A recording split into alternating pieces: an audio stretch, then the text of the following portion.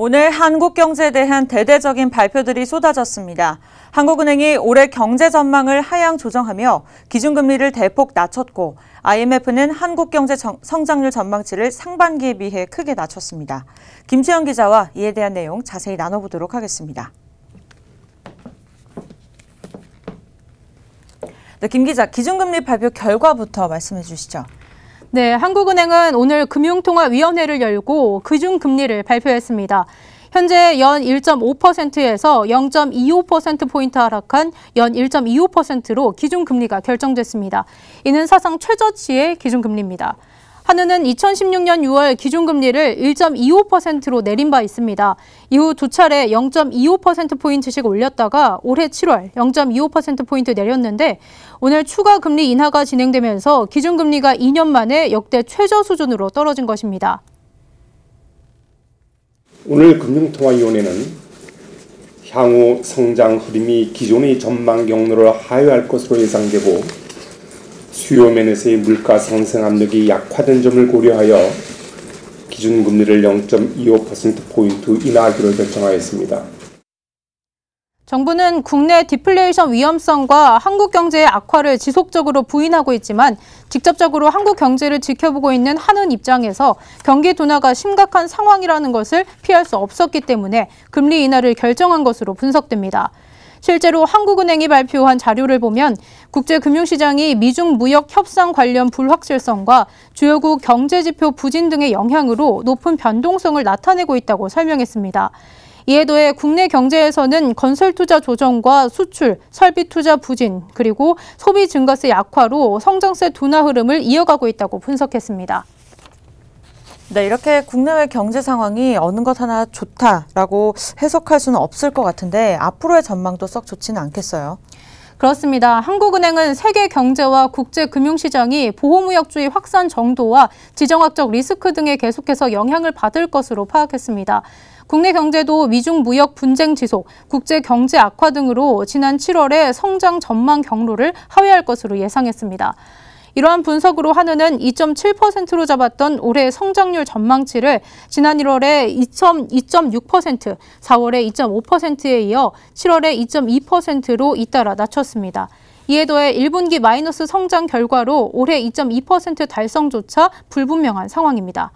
여기에 8월과 9월 소비자 물가 상승률까지 사상 최초의 마이너스를 기록하면서 디플레이션 우려가 커지다 보니 한국은행의 추가 금리 인하는 사실상 예견된 수순이었는데요.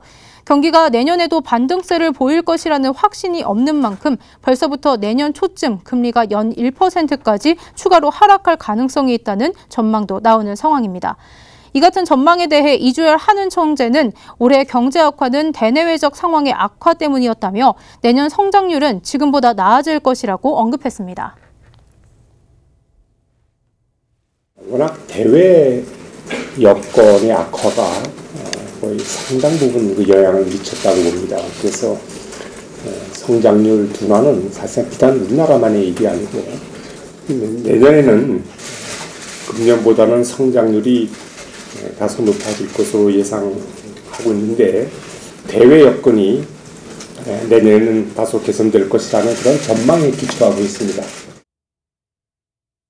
네, 국제통화기금 IMF에서도 한국의 GDP 전망치를 낮춘 상황인데 폭락 수준이라는 말까지 있습니다. 네, 맞습니다. 오늘 국제통화기금 IMF가 공개한 세계 경제 전망 보고서에 따르면 IMF는 올해 세계 경제 성장률을 금융위기 이후 최저 수준으로 전망했습니다. 한국의 실질 국내 총생산 전망치도 상반기보다 급락한 2.0%로 제시했습니다. 관련 내용 송현주 기자의 리포트 보시겠습니다. IMF는 15일 발표한 세계 경제 전망에서 한국의 올해 경제 성장률 전망치를 2.0%로 내다봤습니다. 지난 4월 내놓은 2.6%에 견져 0.6%포인트 급락한 수치입니다. IMF가 성장률 전망치를 크게 하향 조정한 건 지난 2012년 0.9%포인트를 낮춰 잡은 이후 7년 만입니다. IMF는 한국 경제 전망을 대폭 내려잡은 배경에 대해 노딜 브렉시트와 미중 무역 갈등의 파급 효과 등이라고 설명했습니다. 또한 한국을 포함한 홍콩과 싱가포르 등 아시아 선진국의 경우 중국 수입 수요가 줄어들면서 경제 성장 전망에 전반적으로 영향을 받았다고 밝혔습니다. IMF 이외의 최근 국내외 기관들은 이보다 더 부정적입니다. 한국 경제 성장 전망치를 1%대까지 내려갈 것으로 내다본 겁니다. 노무라 증권, 시티그룹, 모건 스탠리 모두 1.8%를 제시하며 2%대 성장률도 무너질 수 있다고 전망했습니다. 최근에 좀 경기가 하향하는 추세를 반영한 게 아닌가. 내년 성장률은 2.2%로 나와 있는데 올해보다 아주 약한 정도 반등됐다고 나온 것 같은데 이게 아마 우리가 당장 회복은 안 되고 좀 저점이 지났는지 안 지났는지는 좀 그렇긴 한데 아마 약간 불황이 좀 지속이 될 거라는 거. 아울러 IMF는 한국의 내년 성장률은 2.2%로 내다봤습니다. 올해보단 0.2%포인트 올라갔지만 지난 4월 나왔던 2.8% 전망치에 비교하면 0.6%포인트가 떨어졌습니다.